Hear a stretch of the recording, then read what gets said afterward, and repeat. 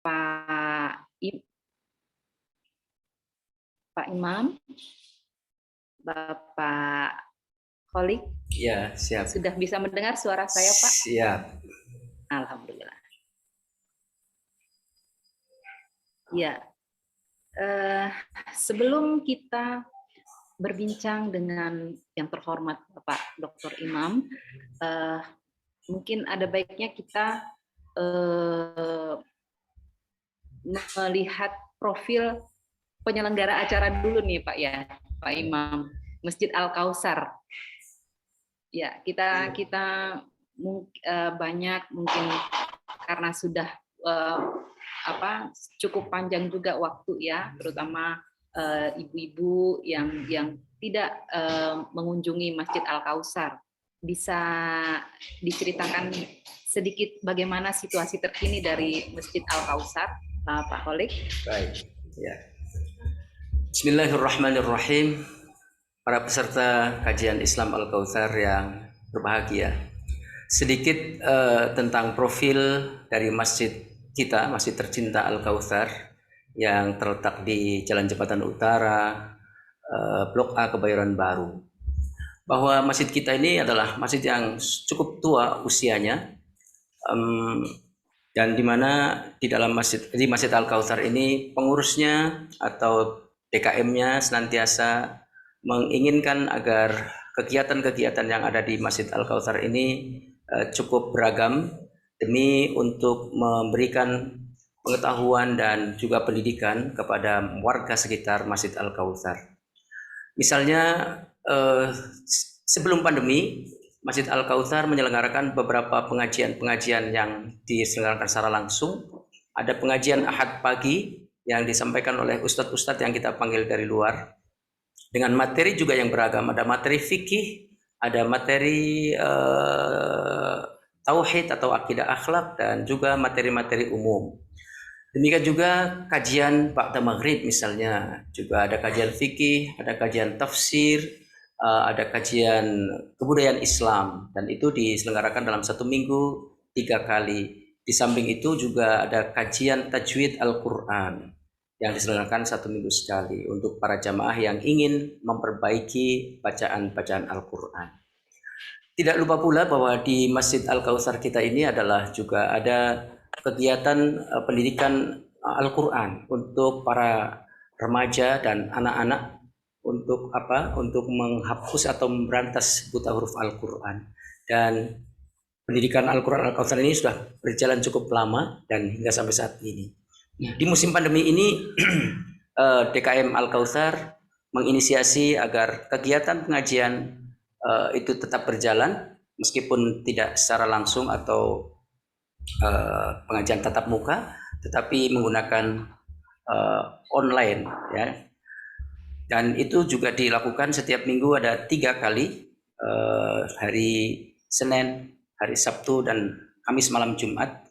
Kajiannya adalah kitab Riyadhus Shalihin, kemudian hadis Arba'in Nawawi, dan juga tafsir Juz Amma. Itu semua dilakukan oleh Masjid Al-Kautsar untuk upaya mencerdaskan masyarakat sekitar. Di samping itu, Masjid Al-Kautsar juga senantiasa berusaha untuk memberikan bantuan atau sumbangan donasi kepada mereka-mereka yang kurang beruntung secara ekonomi.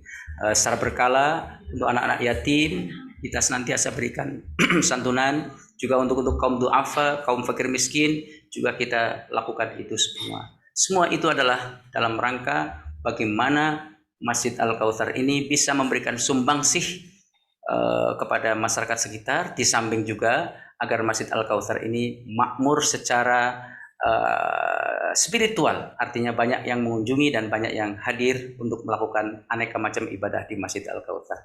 Inilah profil Masjid Al-Kautsar yang sedikit ini. Terima kasih.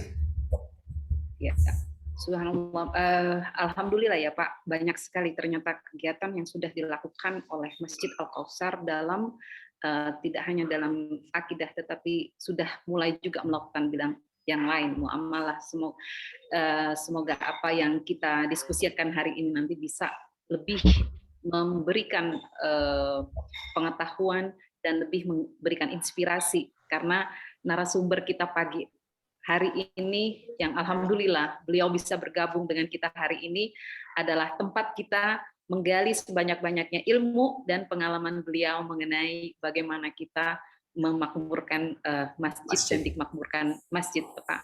Iya. Baik, sebelum kita memulai perbincangan kita dengan Bapak Dr. Imam Adaruqutni, saya ingin pasti banyak di sini juga beberapa yang sudah mengenal beliau, tapi ada baiknya ya Pak ya, saya memperkenalkan profil beliau ini siapa. Yang saya ketika membaca resume beliau, Masya Allah, sangat terkagum-kagum bahwa hari ini kita berkesempatan bertemu dengan beliau. Bapak Dr. Imam Adaruqutni SQMA adalah seorang hafiz. Semoga Allah selalu melindungi beliau.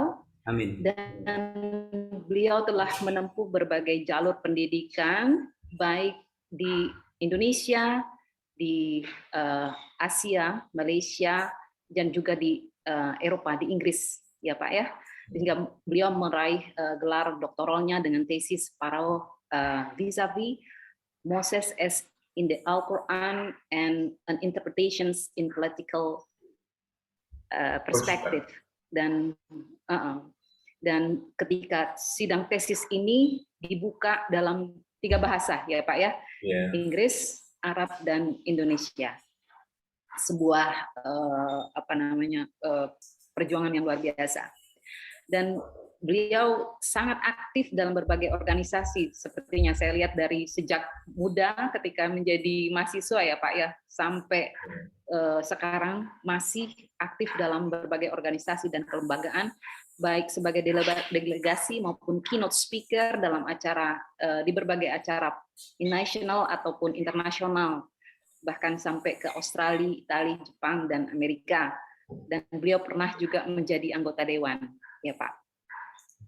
Dan saat ini beliau adalah Sekretaris Jenderal dari Dewan Masjid Indonesia dan masih aktif mengajar di program Pascasarjana Universitas Muhammad Hamka, Jakarta, dan PTQ Jakarta juga. Dan beliau masih juga aktif menulis sebagai kontributor di berbagai harian seperti Kompas, Republika, Sindo, Gatra, dan Prisma. Dan juga masih aktif menerbitkan berbagai artikel ilmiah di berbagai jurnal akademis seperti Al-Burhan, Al-Tashri, dan di jurnal akademis PTEQ. Masih banyak lagi kalau musim kita Masya Allah, kurikulum kita dari narasumber kita pagi ini membuktikan bahwa kita sudah sangat bersyukur kehadiran narasumber yang mumpuni untuk kita gali ilmu dan pengalaman beliau sebanyak-banyaknya pada hari ini. Baik, mari saya persilakan Pak Holik untuk memulai. Baik, iya. Bu Ida, jangan lupa juga bahwa Pak Imam ini juga dulu pernah menjadi Ketua Pemuda Muhammadiyah dan juga pernah mendirikan partai Matahari Bangsa. Iya. Mendirikan partai politik, iya. Baik, Pak Imam. Kita kan akan membahas tentang peran dan fungsi masjid, ya. Saya panggilnya Pak aja ya. Iya. Saya biasanya manggil Cak. Iya. Tapi hari ini Pak aja ya. Begini, peran masjid atau peran dan fungsi masjid ya untuk mencerdaskan umat nih. Kita ingin melihat sejauh mana, atau kita ingin melihat sejarah pada masa Nabi, kemudian pada masa Khulafaur Rasyidin atau masa-masa selanjutnya. Bagaimana upaya yang dilakukan oleh masjid-masjid pada saat itu dalam rangka mencerdaskan umat ini? Terima kasih. Assalamualaikum warahmatullahi wabarakatuh. Para pemirsa dari dan juga peserta kajian keagamaan Masjid Al-Kautsar yang dimuliakan Allah Subhanahu wa taala. Jadi atas apa yang disampaikan introduksi tentang saya merasa tersanjung itu, yang juga saya menyambut baik. Kemudian dari pertanyaannya Pak Kiai Abdul Khalik Rasyid ini, memang saya kira benar, kita mesti melihat secara historis, menimbang secara historis peran masjid.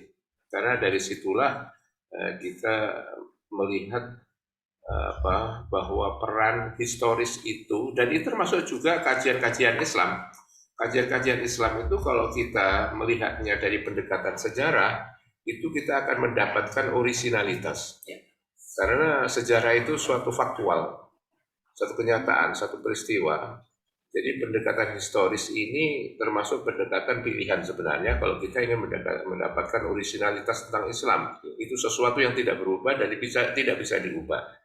Nah, jadi memang ada juga pendekatan tekstual, memang itu bagian dari pelaksanaan dari Al-Quran hadis. Jadi tekstualnya itu ada Al-Quran dan hadis. Nah, terhadap peran masjid pada masa Nabi, tentu saja ini harus kita pertimbangkan untuk mengembangkan masjid kita sekarang. Pada zaman Nabi, ya, masjid ini meskipun dia bermakna secara literal, secara harfiah, itu tempat sujud, artinya tempat sholat, tetapi peran-peran yang lebih besar itu justru di luar peran sholat itu. Pada zaman Nabi itu, Nabi setiap perjalanan itu selalu memberikan semacam tanda di satu tempat. Apakah beliau misalnya pergi ke Taif, ya, di sana ada masjid kecil yang jejak Nabi juga di situ. Ada juga di tempat lain sampai kemudian yang besar itu Masjid Nabawi, ya, Masjid Nabawi. Ini Masjid Nabawi itu masjid yang di belakangan dikasih nama oleh orang Arab Masjid Nabawi. Tapi Nabi sendiri menyebutnya sebagai masjidi. Misalnya ini masjidku, jadi masjid Nabi maksudnya. Tapi ini menjadi masjid Nabawi, jadi kata sifat begitu. Ya, baiklah. Lepas dari makna itu, tetapi pada zaman Nabi ini di Masjid Nabawi itu kemudian dikasih ceritanya banyak sekali orang-orang yang kemudian masuk Islam dari berbagai ras, juga agama maupun juga khususnya agama itu dulu ada Majusi, ada Sabai, ada juga Yahudi dan Kristen, itu masuk Islam. Dan juga orang-orang yang semula kafir.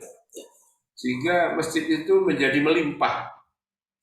Karena melimpah itu kemudian Nabi melihat ini sebagai satu problem. Karena di masjid itu tidak hanya orang pengen sholat, ternyata juga pengen ketemu Nabi. Seperti kita kalau misalnya ke hadirat tokoh itu, wah pengen sholat di sana, nanti kalau bisa foto-foto lah, kira-kira gitu. Selfie lah ya. Iya toh, selfie atau apa gitu kan.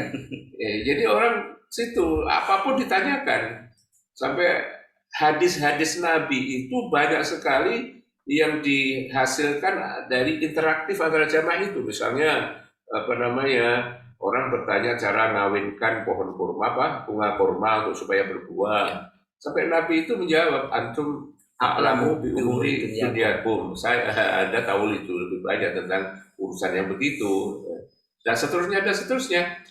Jadi walaupun itu hadisnya pendek, tapi itu interaksinya itu prosesnya lama itu, panjang. Nah itu. Jadi orang tanya apa? Ada soal makan kadal misalnya gitu. Ini boleh enggak? Tapi orang nggak mau tanya memalukan atau gimana, segar kan, yang bakar aja dari rumah beberapa biji kemudian ditawarkan kepada Rasulullah, sahabatnya mau nggak Rasulullah? Nabi ini top ya, Nabi mengatakan makan aja sendiri. Kemudian pulang ke kampungnya, ke RT-nya bilang, gimana kata Nabi, boleh nggak? Dia bilang boleh. Apa kata beliau? Nggak bilang apa-apa. Nah, kan misalnya gitu. Kok nggak bilang nggak boleh? Saya tawari beliau, tapi beliau itu bilang makan saja gitu. Ya itu boleh berarti. Seperti itu. Ini akhirnya menjadi hadis. Nah, konteks masjid itu saking banyaknya akhirnya, dan juga setelah sholat itu seperti konvensi orang itu banyak ya berjibun begitu sampai ada yang nggak kebagian. Akhirnya Nabi ini bagaimana saat ini pandangan-pandangan sahabat itu. Akhirnya ada yang berwakaf lah, ya, membangun sakifah atau pemondokan, ada sakifah Labid Al-Ansori, ada sakifah Abdurrahman bin Auf, ada sakifah Bani Sa'adah. Itu lain-lain itu perannya itu. Sakifah Bani Sa'adah itu bicara tentang politik. Jadi masjid itu bicara politik juga boleh, tetapi bukan politik subversif. bukan merongrong pemerintahan, tapi mencerahkan, gitu. Pengertian kemudian Sakifah Labid Al-Ansori itu pemberantasan buta huruf. Sakifahnya Abdurrahman bin Auf yang dimasukkan dari yang wakafkan dan bagian dari Masjid Nabawi itu mengajari soal perekonomian, ekonomi pasar dan seterusnya. Jadi ini termasuk fungsi masjid, ada fungsi kemakmuran, fungsi pencerahan, fungsi pendidikan, ya toh? Ya. Fungsi karena itu tadi Labid Al-Ansori mengajari agama, pemberantasan buta huruf, fungsi ibadah itu juga kajian seperti yang di Al-Kautsar ini, kajian fikih, ada ibadah, ada akhlak dan tafsir, akidah, tafsir dan seperti itu. Ya. Ibnu Abbas bahkan kemudian juga ikut-ikut mengisi tafsirnya Ibnu Abbas itu Al-Mikbas. Al-Mikbas, ya, Tafsir Al-Mikbas, ya. Min Tafsir Ibnu Abbas, ya. itu direkam oleh ditulis oleh orang-orang sesudahnya itu. Ya, melihat Zabadi namanya penulisnya itu. Melihat apa yang disampaikan Pak Imam tadi bahwa Nabi ketika ke Taif juga kemudian membuat tanda tempat sholat dan bahkan ada masjid di sana. Kemudian juga ketika beliau hijrah pertama-tama kali begitu datang atau sampai ke Madinah, beliau juga membangun masjid, Masjid Quba, ya. Jadi seakan-akan bahwa mengisyaratkan kepada kita bahwa masjid itu sebenarnya pusat atau pusat kegiatan untuk mengumpulkan umat, kemudian memberdayakannya dan juga memberikan pendidikan dan sebagainya. Kira-kira begitu Pak Imam. Iya, betul. Dan itu juga ya markas politik, pemerintahan politik itu juga di Nabi pada Nabi itu tanya apa saja. Kemudian juga di era para khalifah itu istananya nggak kita kenal sekarang karena juga berpusat di masjid juga pada umumnya. Jadi para khalifah itu membangun masjid, dari masjid itu pusat ya politik, juga ekonomi, juga kebijakan termasuk misalnya pemecahan bagaimana kalau ditantang perang, seperti itu. Nah, ya sekarang dibuat istana, dulu tidak ada istana. Saya membaca juga dalam buku yang ditulis oleh Sidi Ghazalba ya misalnya, bahwa ternyata ketika Rasulullah SAW hijrah ke Madinah, itu ayat-ayat yang turun, banyak ayat yang turun justru di masjid. Nah, ini mengisyaratkan kepada kita bahwa kemudian bukan hanya turun di situ. Nah, Nabi pun ketika mendapatkan wahyu, kemudian juga menyampaikan hukum-hukum dan isi pesan dari ayat-ayat yang turun itu juga disampaikan di masjid. Nah, ini mengisyaratkan kepada kita bahwa sesungguhnya masjid itu adalah tempat yang efektif untuk memberikan pelajaran, memberikan pencerahan, bahkan untuk memberikan ajaran-ajaran yang diperlukan oleh masyarakat sekitar. Sampai sekarang ya, berbagai masyarakat di dunia itu, kalau Islam menganggap masjid sebagai pusat masyarakat di dunia juga memiliki tempat-tempat pusat masyarakat itu. Nah itu, kalau misalnya masyarakat politik gedungnya di parlemen misalnya gitu tuh. Ada kemudian di Bali itu Banjar misalnya. Di mana ada balai desa misalnya. Nah, sebenarnya itu sebuah bentuk keharusan di dalam masyarakat itu, dan karena itu fungsi masjid pada saat ini juga jangan kita anggap sebagai hanya tempat sholat, tempat ibadah, dikunci di luar ibadah, ketika mau azan baru dibuka. Itu sebuah kemunduran sebenarnya kita ini di berbagai tempat. Malah pada zaman Nabi itu ada anak kencing di masjid.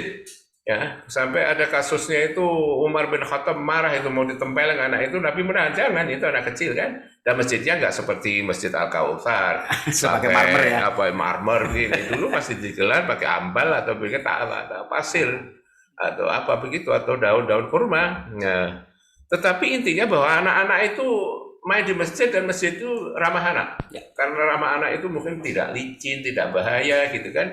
Tapi masjid kita pada saat ini mengalami kemunduran, bahkan ada satu masjid yang ada tulisannya anak-anak dilarang main. Nah, itu kan suatu kemunduran.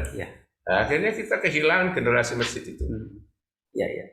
Bu Ida, barangkali ada tambahan? Saya mengikuti, asik sekali gitu ininya, diskusi Pak Imam dan Pak Khalid. Yang menarik bagi saya tadi sebagai orang awam ini Pak Imam, saya ketika Pak Imam menyampaikan pendekatan sejarah dari masjid itu dan bagaimana orang-orang berdatangan ke masjid, mereka menanyakan berbagai hal bagi yang baik dari yang masalah yang sepertinya sepele gitu, yang sampai kadal ditanyain gitu kan, itu yang saya bayangkan betapa makmurnya gitu, betapa ramainya masjid sebagai pusat segala hal gitu Pak. Nah itu indah sekali gitu kan. Sepertinya kalau itu bisa kejadian sampai zaman hari ini, Masya Allah gitu ya Pak. Itu bagaimana sebagai bagaimana merealisasikannya. Dewan Masjid Indonesia mensosialisasikan poin-poin seperti itu kepada masjid-masjid di Indonesia, Pak. Ya, cara mensosialisasikan itu ya berbagai macam cara. Satu adalah pendekatan programatis, jadi program masjid. Misalnya kita sekarang mulai menghidupkan kembali PAUD, pendidikan anak usia dini berbasis masjid. Harus di masjid. Dibuka sekarang 3 ribuan, dari masjid ratusan ribuan dan 3 ribuan yang sudah kita buka. Setiap unit yang membuka itu pernah kita carikan bantuan dana startup, dana pemulaan membuka itu 40 juta. Coba dikalikan 3.000, 40 juta itu berapa itu? Nah, kan? Itu kita carikan. Dan itu bekerja sama dengan Kemendikbud waktu Pak Menterinya waktu itu Pak Muhammad Nuh misalnya. Nah ini apa? Pemikirannya juga strategis. Misalnya ini anak-anak usia PAUD pun sekarang di rumah itu mainannya gadget. Kadang YouTube nggak mau berhenti. Kadang-kadang orang tuanya merasa tenang, anak itu main dengan dibekali 5 inci layar itu, padahal di dalamnya itu banyak sekali konten-konten yang mungkin cukup mengancam ya. Dan itu tidak bisa kita terus-menerus begitu, maka dikembalikan kepada sosialisasi anak itu. Ini pendekatan programatis. Pendekatan programatis banyak sekali ya. Kemudian juga masjid ramah anak ya. Masjid ramah anak itu berhubungan dengan landscaping, penataan masjid. Apa itu masjid ramah anak? Ya, termasuk kita contohkan satu hal yang ekstrim, ada masjid yang ditulisi anak-anak dilarang masuk masjid. Padahal anak itu juga harusnya main di masjid bisa. Nah, itu bukan cuma tidak ramah anak. Ya, di rumah misalnya ada rumah yang tidak ramah anak itu jika kristal ditaruh di mejanya kaca atau piring dan sebagainya, anak-anak tidak boleh ya nyentuh ini. Tapi ditaruh juga itu kristal di meja terjangkau anak, begitu pecah anaknya ditempeleng, itu tidak ramah anak namanya. Ya kan? Kalau ramah anak itu ekstrimnya contohnya kalau perlu mejanya plastik, piring plastik, hiasan plastik, bunga plastik, itu baru ramah anak. Yang ringan tidak tajam begitu. Nah, di masjid ini ramah anak itu adalah penataan masjidnya juga memang fasilitatif terhadap anak. Kemudian juga tempat mandinya tidak licin, ya kan? Kemudian juga tidak pesing, ya. Kalau pesing kan anak-anak, wah ini rupanya tempat kencing di situ sembarangan. Itu tidak ramah anak namanya. Al-Kautsar namanya sudah bersih sekali. Tinggal programatisnya yang harus dirancang. Jadi bagaimana masjid itu lebih terbuka.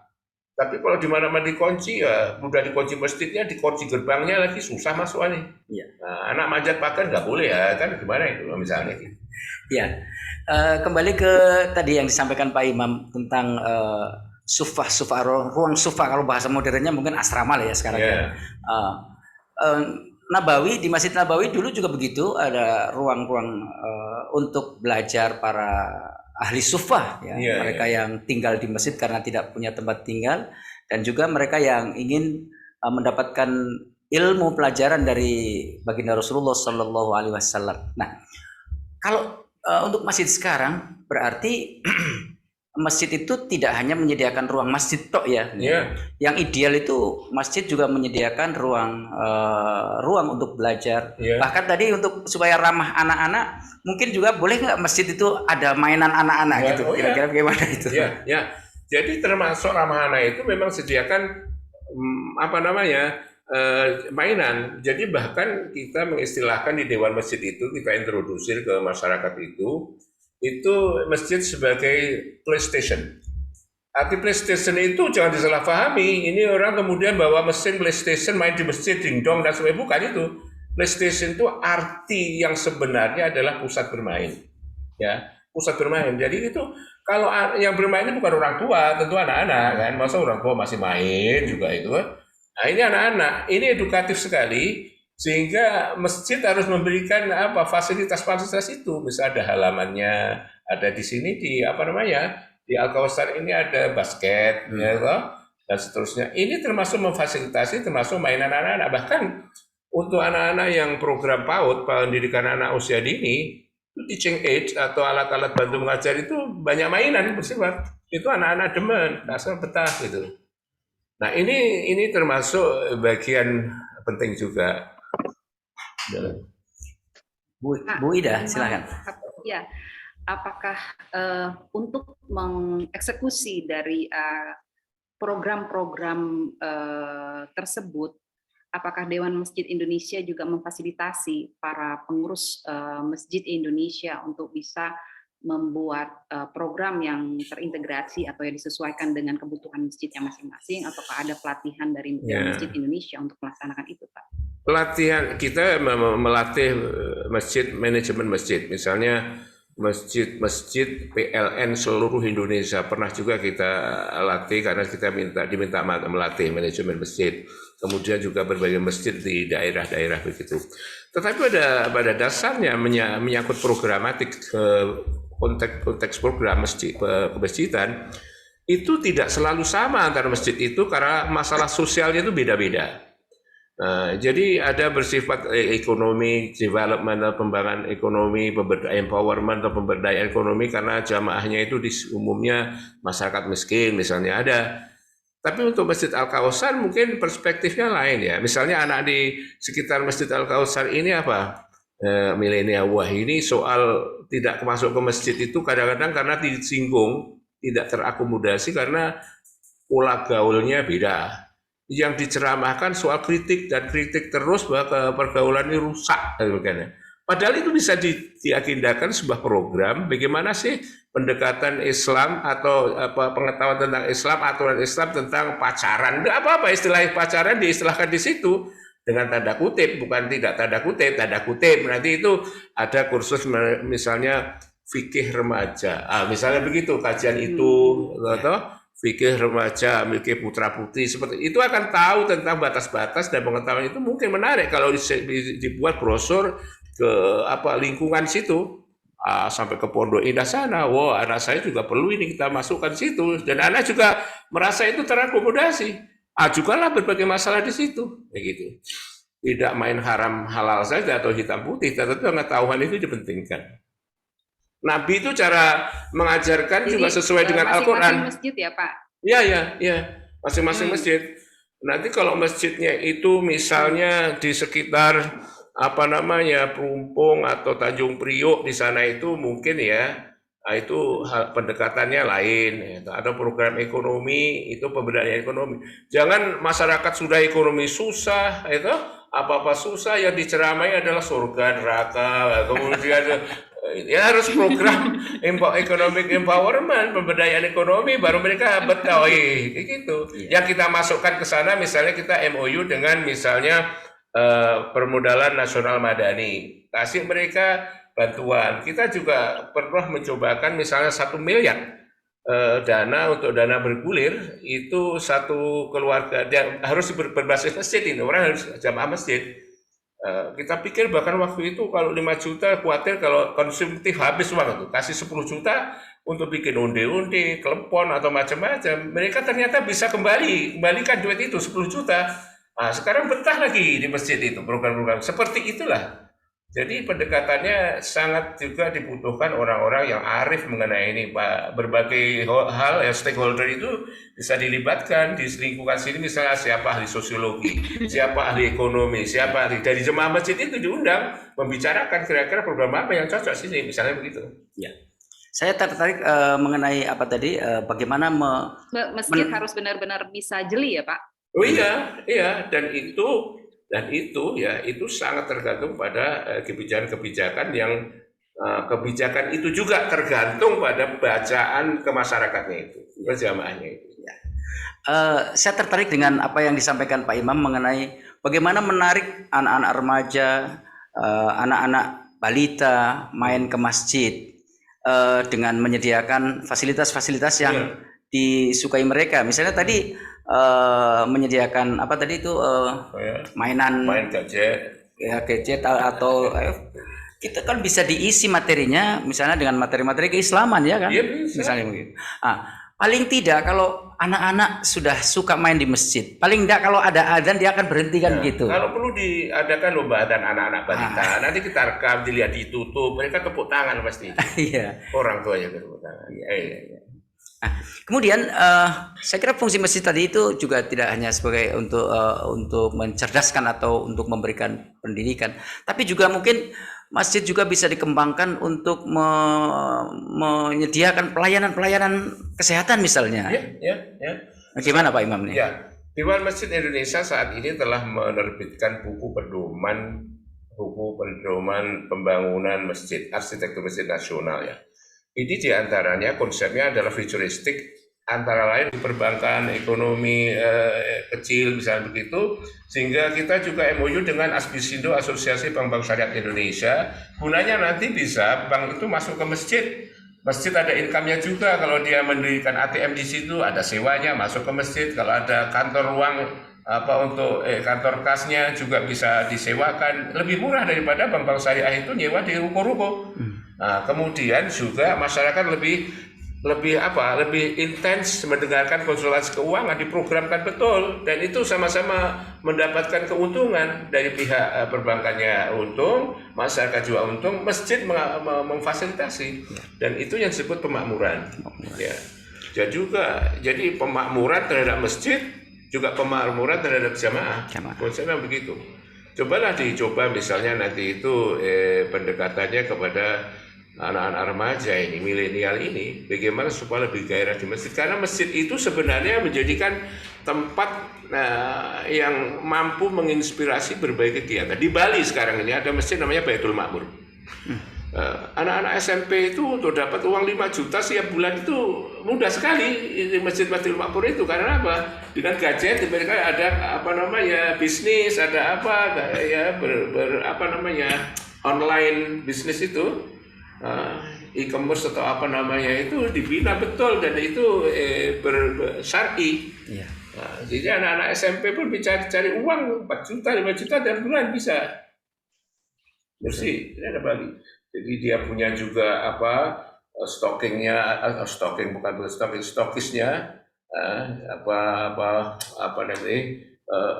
untuk menampung yang akan dikirimkan itu, gudangnya seperti itu ada. Jadi saya melihat bahwa ini ya Pak, bahwa sangat penting bagi Dewan Masjid, pengurus masjid itu untuk bisa kalau dalam bisnis ya Pak, orang kan itu melakukan SWOT analisis ya dari masjidnya masing-masing, jadi bisa tahu kebutuhannya apa dan mengcustomize programnya ya Pak. Persis.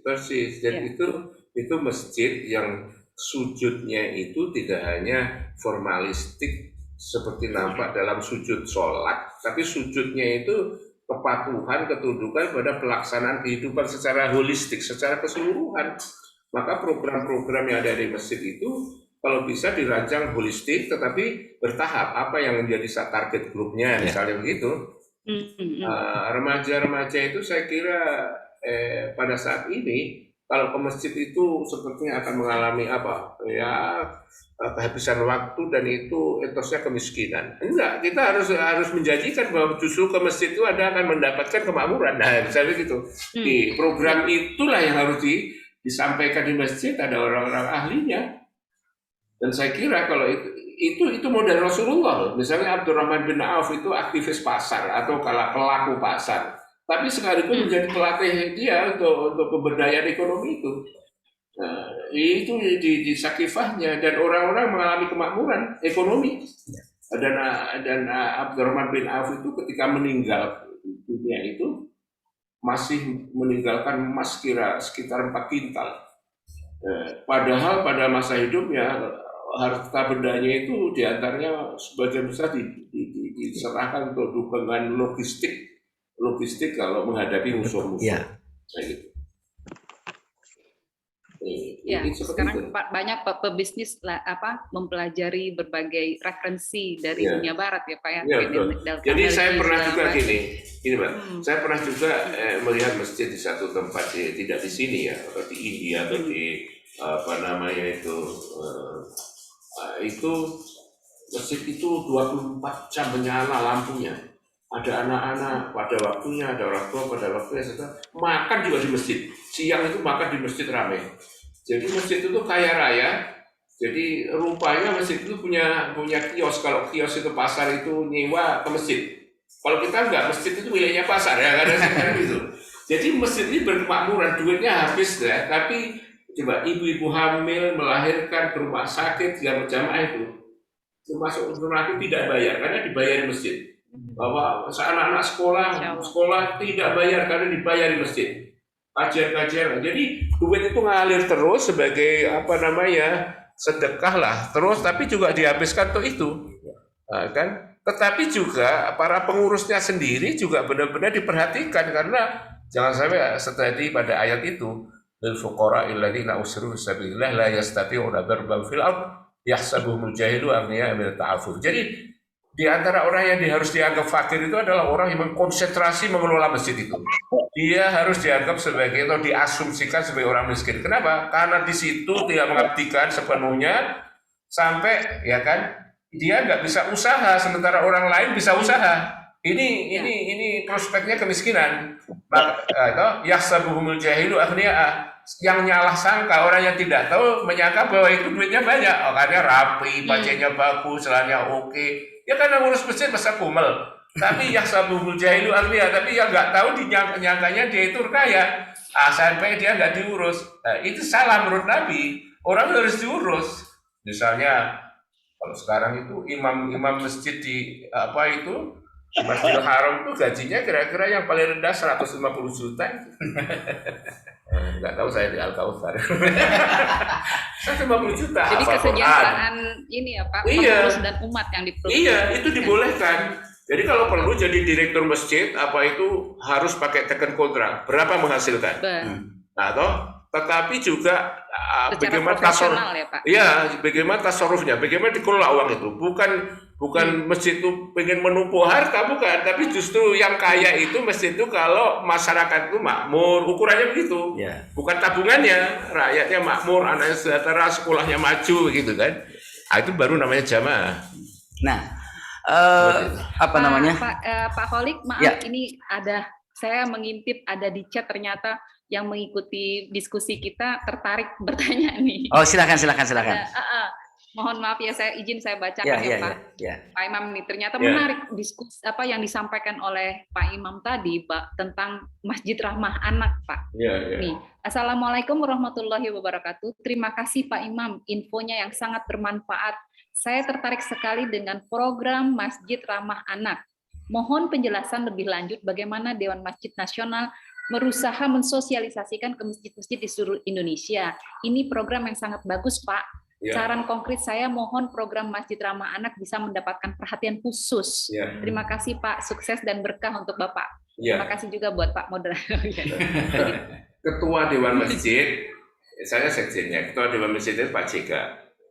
Bahkan program untuk mewujudkan Masjid Ramah Anak itu di-launching sendiri oleh Pak JK.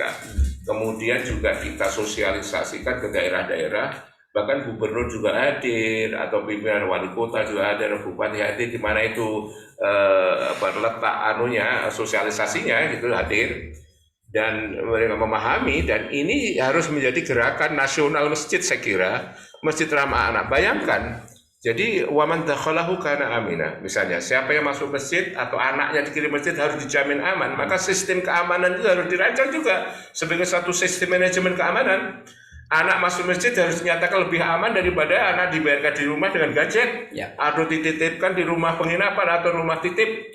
Nah, ini mesti diwujudkan. Kalau itu dilakukan, maka anak itu bukan cuma aman, tapi aminnya juga makbul itu insya Allah gitu. Nah, ini di launching, jadi masjid akan harus bersih terus, tidak boleh licin, tidak ada boleh kabel di mana-mana sebab kabel itu mengandung aliran listrik. Itu kalau kabel berserakan itu termasuk masjid tidak ramah anak. Masa harus rapi dan sebagainya. Juga anak tidak boleh juga menjangkau alat-alat elektronik masjid misalnya karena bisa berbahaya. Yaitu semua ada pengurusnya. Itu sebuah atau satu bagian atau satu kesatuan dari satu sistem manajemen keamanan. Belum lagi kalau misalnya keamanan lingkungan, misalnya mainan anak-anak, sepeda motor yang antar tidak boleh hilang. Kalau hilang harus diganti. Itu sistem manajemennya harus bisa diwujudkan. Kalau Allah mengatakan siapa yang masuk masjid aman, maka bukan diserahkan aman begitu tanpa satu sistem. Kita lah yang harus mewujudkan sistemnya itu, manajemennya itu. Dan banyak seginya.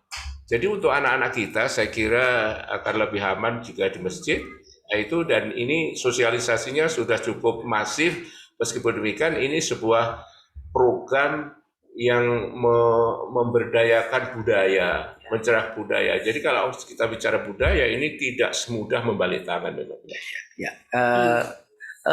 Kita lanjut ke tadi bisa Pak Imam mengatakan budaya ya. Masjid juga bisa menjadi pusat untuk pengembangan seni budaya. Ya. Misalnya zaman dulu itu pada zaman Nabi itu ada seorang sahabat namanya Hasan bin Thabit. Hasan bin Thabit itu dalam memprotek Nabi ketika Nabi itu dicemooh, diejek oleh mereka ya, orang-orang musuh-musuh Islam itu Hasan bin Thabit itu kemudian membaca sajak, membaca syair-syair yang isinya adalah menolak anggapan syair mereka yang mengejek dan menghina Nabi. Nah ini kan artinya bahwa di dalam masjid juga bisa dijadikan tempat untuk mengembangkan seni, meskipun tadi hanya seni deklamasi ya misalnya gitu. Tapi bisa juga nanti pengembangan lebih menurut misalnya masjid menjadi seni tilawah misalnya atau apa sajalah. Nah ini kan ada kisah ketika muadzin Rasulullah SAW Bilal itu ketika Abu Bakar meninggal, Bilal meninggalkan kota Madinah, pergi ke Suriah untuk ikut berjuang bersama Abu Ubaid. Ya. Kemudian sekian lama Bilal ini kembali ke Madinah lalu mengumandangkan azan. Karena kan suara Bilal luar biasa, kemudian punya ciri khas lagunya. Sehingga ketika Bilal mengumandangkan adzan, semua orang di sekitar Madinah itu kaget, siapa itu, dan bergerak tertarik untuk menuju masjid.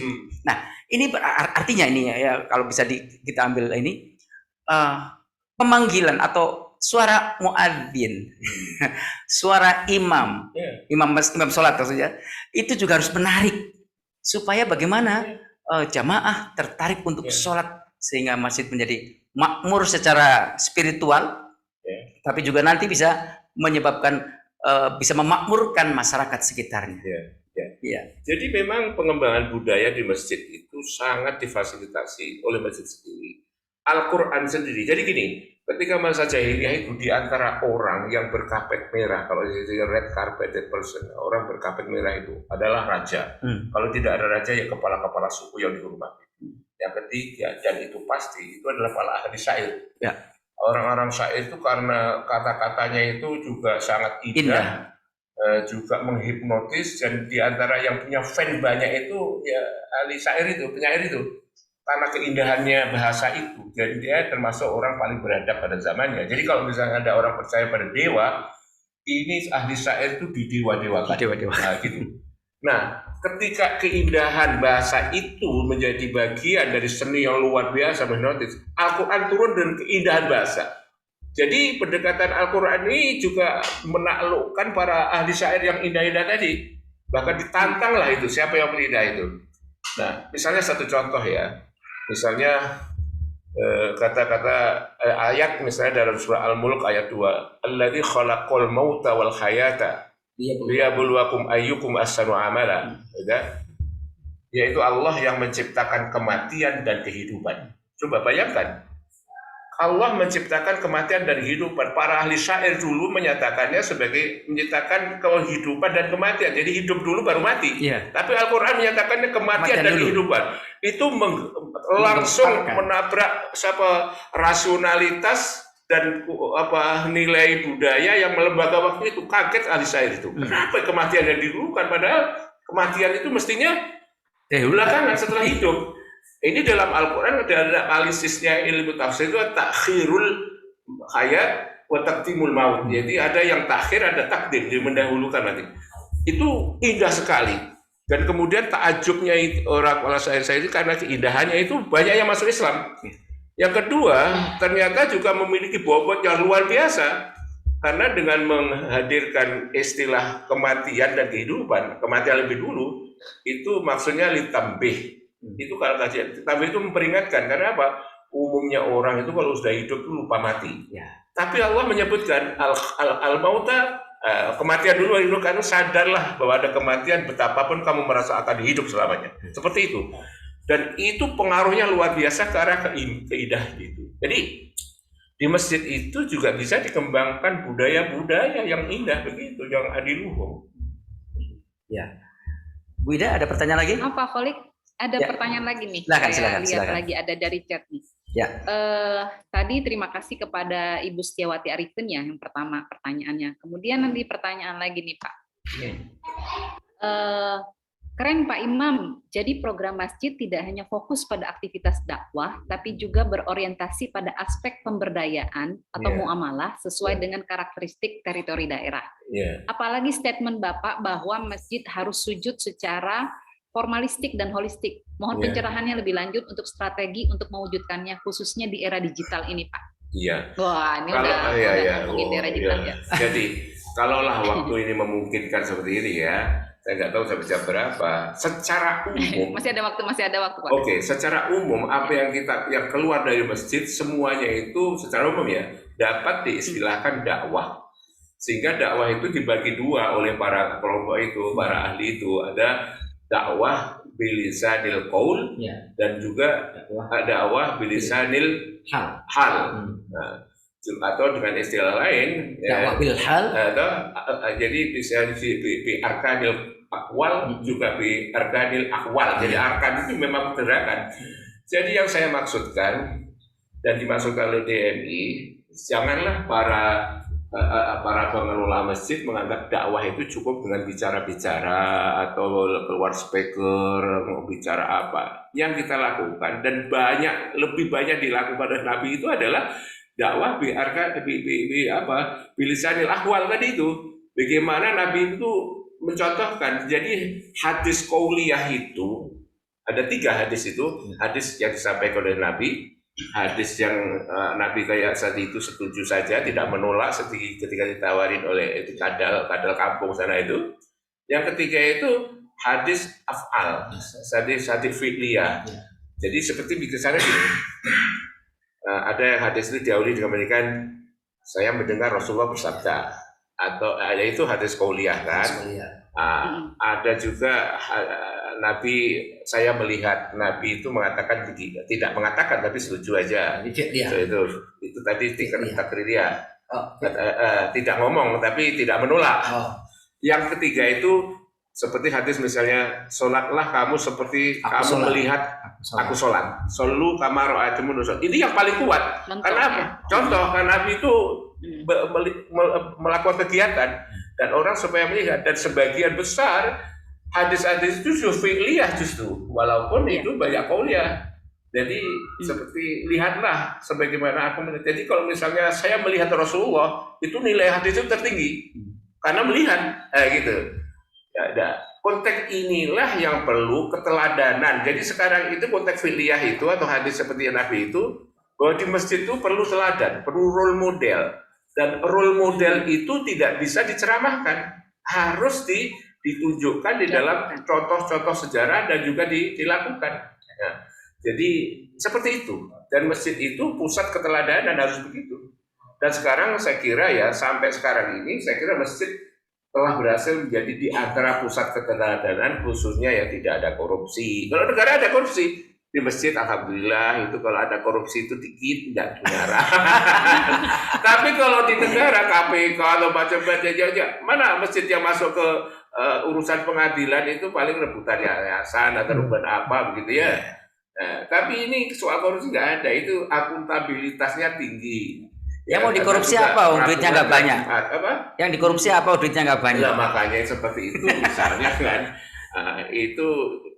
maka itu di masjid termasuk memberikan apa namanya keteladanan, ya kan, manajemen masjid itu. Wah, kalau misalnya negara itu bisa laporan tiap minggu kayak masjid itu, Luar biasa ya. luar biasa itu. Dan memang ada prosedurnya tersendiri. Nah, ini tetapi lebih dari itu, Nabi itu memang memberikan banyak keteladanan seperti itu ketika orang berjibun, ya seperti sekarang lah, orang dapat foto dengan presiden itu dibawa kemana-mana, ini presiden merakyat dan seterusnya, wakil presiden atau menteri siapa. Nabi Muhammad itu waktu itu belum ada gadget ya, tapi orang datang dari kampung jauh-jauh, diantaranya ya pertanyaannya sepele, tapi itu sebenarnya memiliki makna yang juga dalam. Nabi tidak pernah menolak pertanyaan, ya gitu. Di masjid kalau kajian-kajian itu ada, maka kajian-kajian atau forum kajian itu harus membuka semua pertanyaan itu.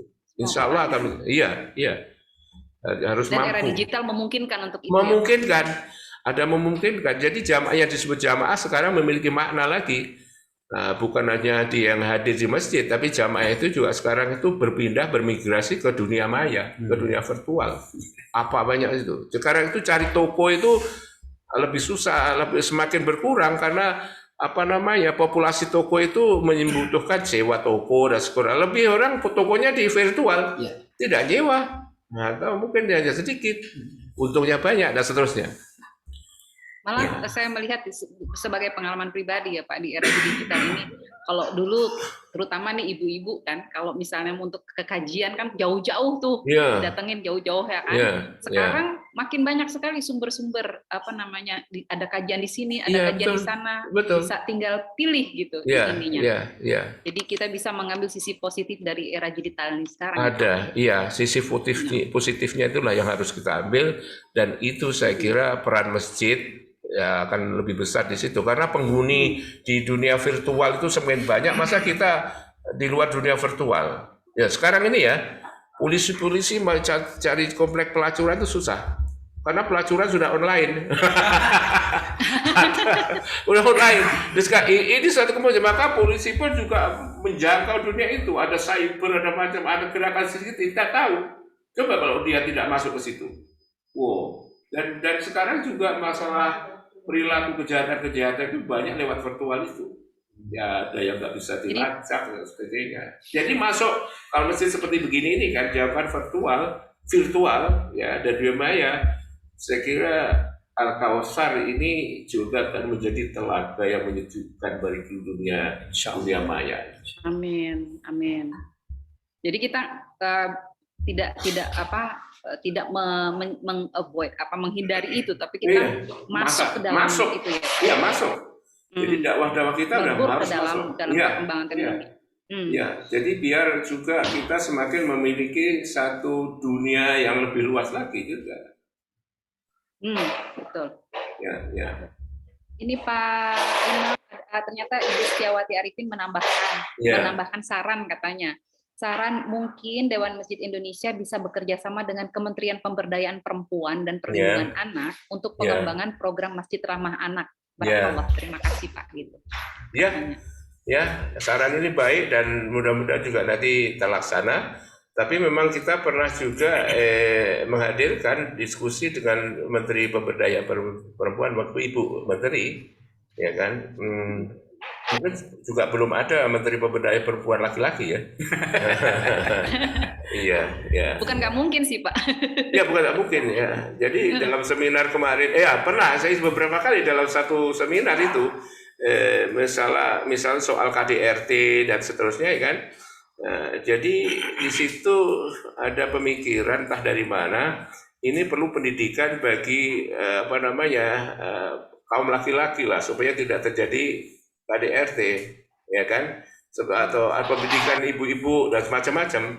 Tapi memang usulan kita yang harus dididik itu kaum laki-lakinya, karena biasanya perempuan jadi objek di dalam budaya yang keras, di mana ada satu diskriminasi gender itu, maka laki-laki harus harus banyak disentuh dengan pandangan-pandangan yang lebih tidak bias gender.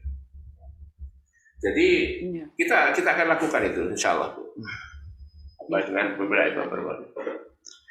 Baik, Pak Imam, Pak Kholik, kita masih punya waktu 5 menit 15 menit. lagi. 5 menit atau 15? 5 menit. 5 menit. Oke. 5. Oke. Ya. Oke. Saya ini ada untuk DMI. DMI tentu punya program bagaimana membina masjid-masjid di seluruh Indonesia. Bagaimana program pembinaan DMI terhadap masjid-masjid yang ada di bawahnya, juga bagaimana sosialisasinya, Pak? Iya, sebenarnya memang kalau bisa ke situ, tapi Dewan Masjid itu meskipun namanya Dewan Masjid, bukan organisasi yang didirikan oleh masjid-masjid, tetapi programnya lebih kepada empowerment, pemberdayaan kemasjidan, dan kita tetap juga akan mengembangkan jaringan-jaringan yang lebih kuat sehingga masjid kita semakin berdaya, semakin makmur gitu. Dan kalau itu ada kemakmuran yang tumbuh di masjid, misalnya begini, secara laten dulu itu di sekitar masjid itu ada kantong-kantong kemiskinan, ya. Dan secara sosiologis kajian itu membuktikan, sehingga panorama tentang kemiskinan itu seringkali nampak dalam ritual tahunan, apakah ketika bagi zakat rame-rame atau begitu masyarakat entah gimana, itu ternyata juga umumnya masyarakat sekitar masjid. Terus karena itu tagar atau semboyan Dewan Masjid Indonesia adalah memakmurkan dan dimakmurkan masjid. Dari konteks ini, maka program-program pemakmuran itu selalu didorong oleh Dewan Masjid, kemudian kita masukkan ke masjid-masjid itu. Seperti saat ini sudah berlangsung di masjid seperti banyak hal, apakah PHBS, perilaku hidup bersih dan sehat di masjid, kemudian pemberdayaan ekonomi, termasuk kemudian pemberian modal bergilir dan seterusnya kita cobakan. Nah, sekarang juga program-program yang nantinya itu masih terkendala soal aturan dan mekanisme, mungkin kalau ini OJK bagaimana bank itu bisa buka di masjid. Itu ada aturan OJK-nya nanti itu yang tidak langsung begitu saja kita mau kemudian jalan, nggak bisa, ada aturannya. Nah, itu kita juga sudah ber-MOU dengan BSI, Bank Syariah Islam yang besar sekarang ini. Nanti mudah-mudahan bank ini tidak mengurusi para konglomerat saja, tapi justru memihak juga pada kepentingan pemberdayaan ekonomi masyarakat masjid jamaah ini. Jadi sekarang itu sejak kita MOU ini sudah ada sekitar 28.000 masjid mempercayakan rekeningnya ke BSI dan mencapai sekitar 2 triliun dari masjid ini. Dan ini juga sesuatu banget, dan itu akan terus berkembang. Nanti pada akhirnya juga terus memberikan satu percikan, kalau enggak hujan lah itu yang benar, kerjasama antara umat khususnya masjid ini dengan pemberdayaan masjid. Dalam konteks itulah, karena itu Dewan Masjid perlu saya sampaikan di sini bukanlah lembaga pemerintah masjid, tapi pada dasarnya adalah lembaga organisasi yang memfasilitasi bagaimana terwujudnya kemakmuran jamaah di masjid dan juga kemakmuran masjid.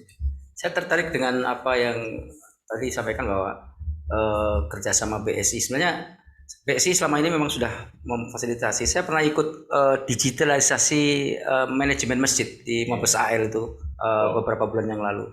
Itu BSI juga ikut hadir untuk memberikan materi. Jadi sebenarnya BSI sudah menyediakan manajemen, bagaimana mengelola keuangan masjid. Jadi nanti kita tidak perlu repot-repot. Jadi dia yang akan mengelola. Dia akan mengeluarkan caranya, sistemnya, pelaporannya dan seterusnya. Betul. Iya, betul. Bahkan mereka itu mengatakan kalau kita memberi honor khotib misalnya, udah yang memberi honor bukan pengurus, langsung aja. Jadi cukup nomor apa?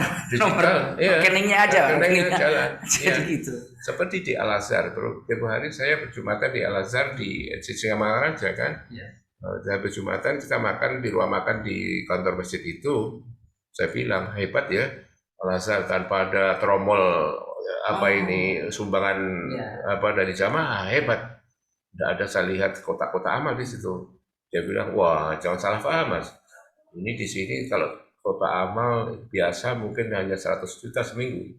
Tapi tanpa ini hanya pakai kris atau apa itu, barcode, 400 juta. Masya Allah. Jadi pemberdayaan dunia virtual itu lebih nyata di situ akhirnya. Yang dulu tidak nyata, sekarang nyata itu. Ini Al-Kautsar harus bikin barcode nih. Nah, bikin barcode. Ya, kita dorong juga. Dia harus benar-benar membuka mata ya Pak ya, membuka Iya, mata pemikiran ya. Ya, kalau Jauh itu lebih cerdas ya Pak. Iya, itu juga makmur, betul-betul makmur, dan konsep pemakmurannya harus segera dirancang itu nanti. Jadi ada manajemen itu berbagai hal ya, manajemen imarahnya itu masalah soal bangunan-bangunan ini. Manajemen riayah itu ya soal jamaah yang harus dimanage dengan baik.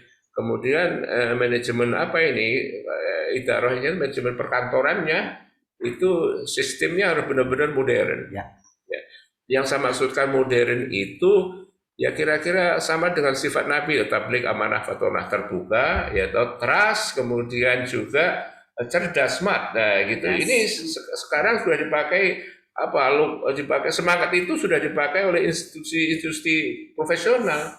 Sampai dikatakan itu professionalism never comes cheap. Profesionalisme tidak pernah datang murah.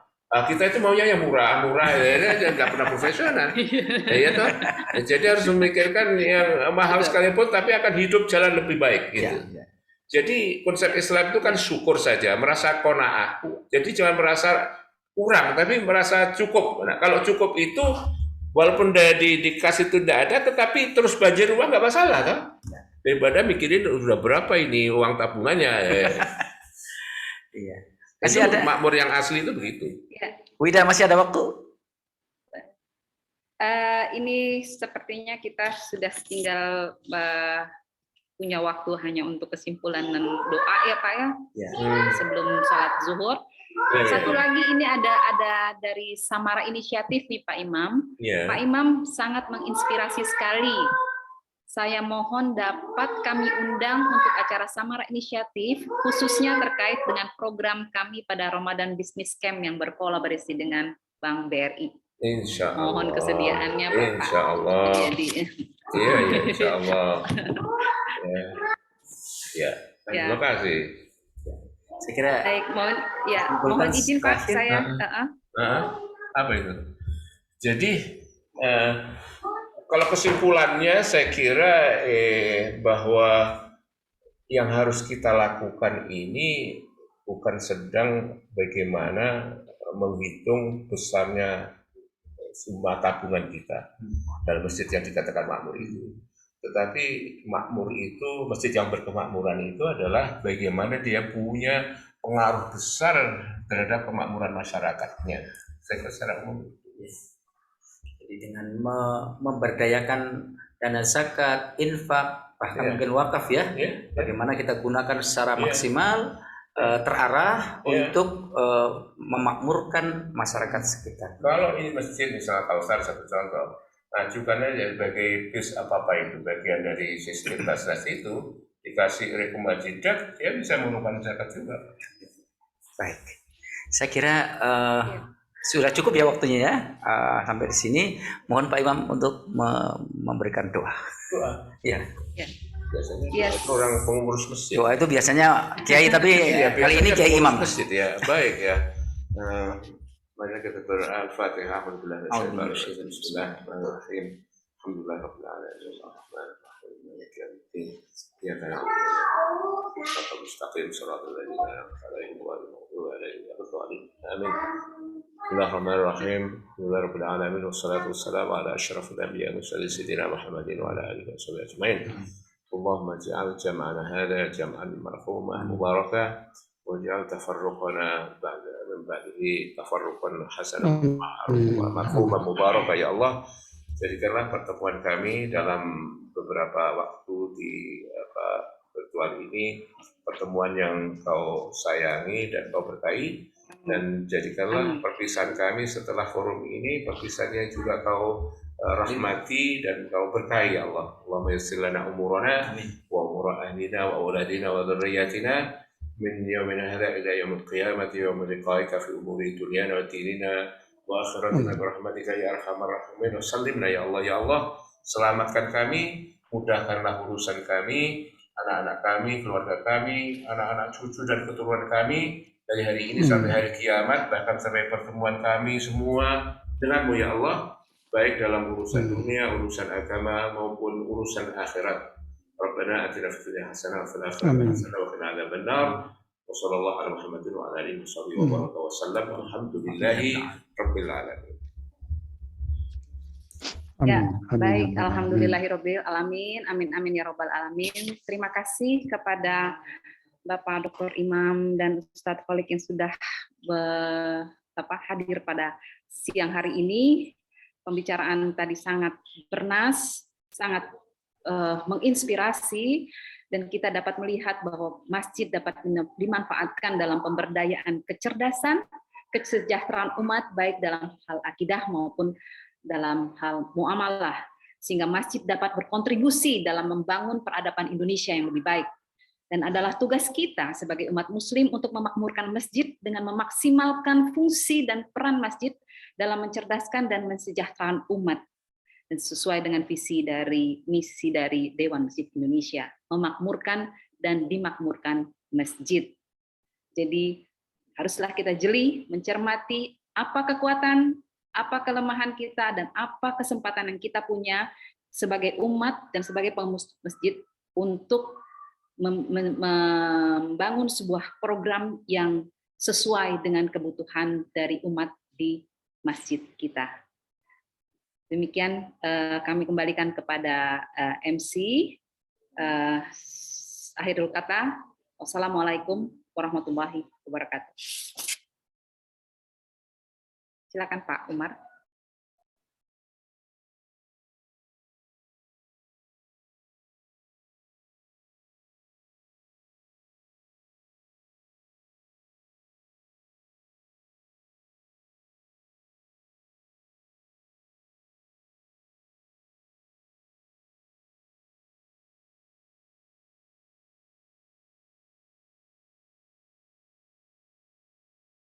Mohon maaf, MC speakernya belum dibuka. Ya, oh ya. Demikian Bapak dan Ibu peserta kajian talkshow Masjid Al-Kautsar. Semoga apa yang telah disampaikan ini bermanfaat bagi kita semua. Dan sebelum kita tutup, kami mohon kepada Bapak dan Ibu kita untuk ikut foto bersama terlebih dahulu, dan mohon dihidupkan videonya masing-masing. Untuk di foto silakan pada tim untuk melakukan foto bersama.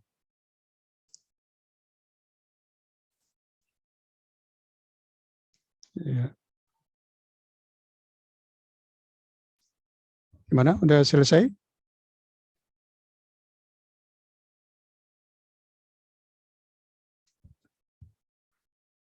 Ya.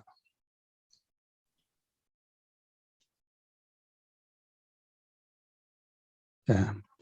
Baik Bapak dan Ibu, kami atas nama Takmir Masjid Al-Kautsar menyampaikan ucapan terima kasih yang sebesar-besarnya, dan khususnya kepada narasumber kita Bapak Dr. Haji Imam Daruqutni SQMA, para moderator Ibu Ida dan Pak Ustadz Abdul Kholik, dan kepada Bapak dan Ibu kami menyampaikan ucapan terima kasih.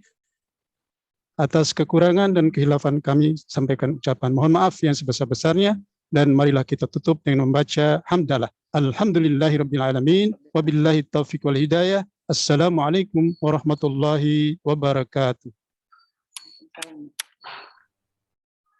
Alhamdulillah.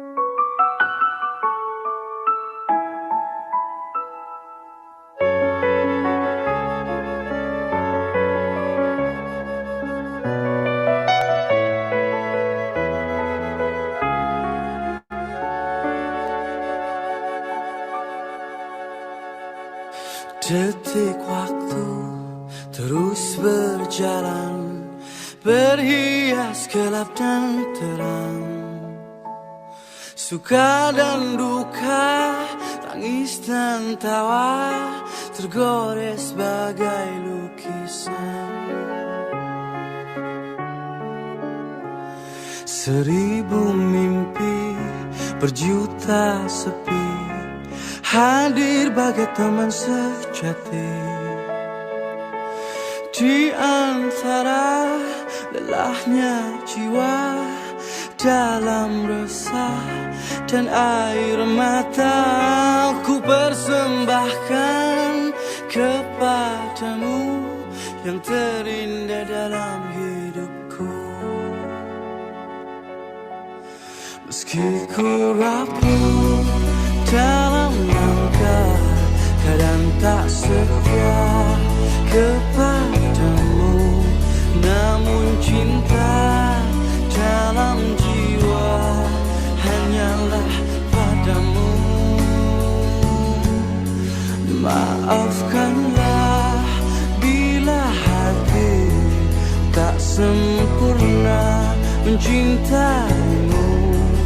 Dalam dada ku harap hanya dirimu yang bertakhta.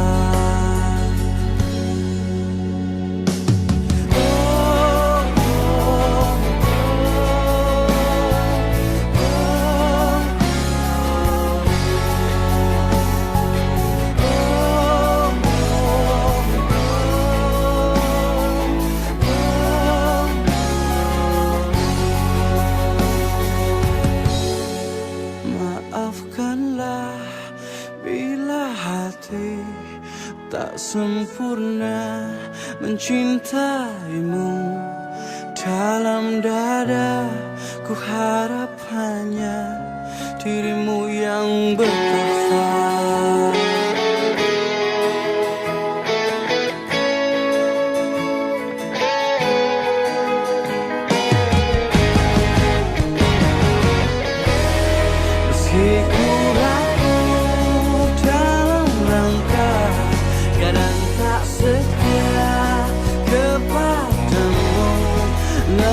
Cinta dalam jiwa hanyalah padamu. Maafkanlah bila hati tak sempurna mencintaimu. Dalam dada ku harap hanya dirimu yang bertakhta.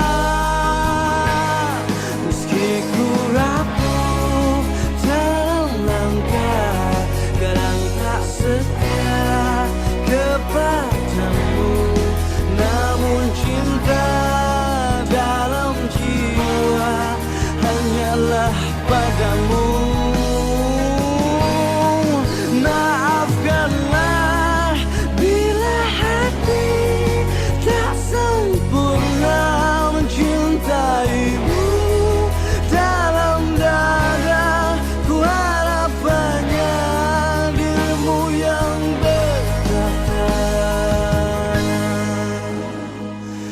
detik waktu terus berlalu, semua berakhir padamu.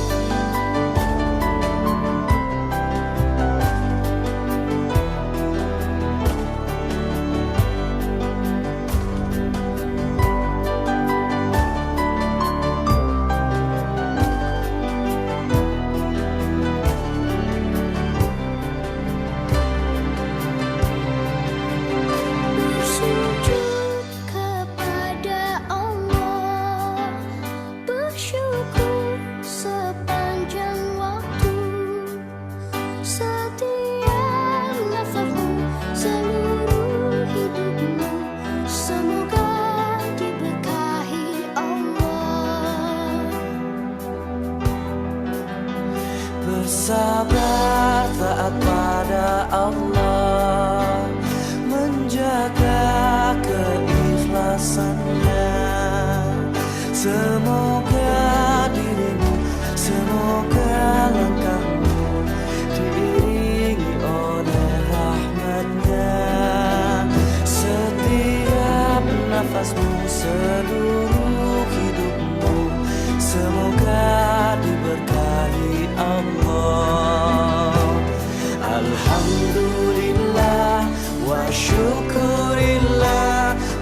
syukur padamu ya Allah.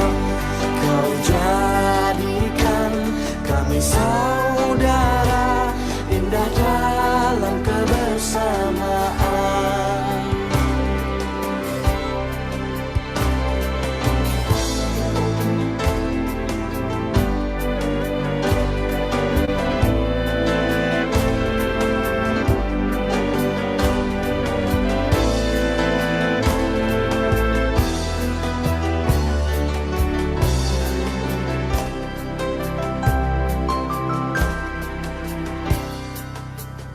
Bersujud kepada Allah, Bersyukur sepanjang waktu, setiap nafas pun seluruh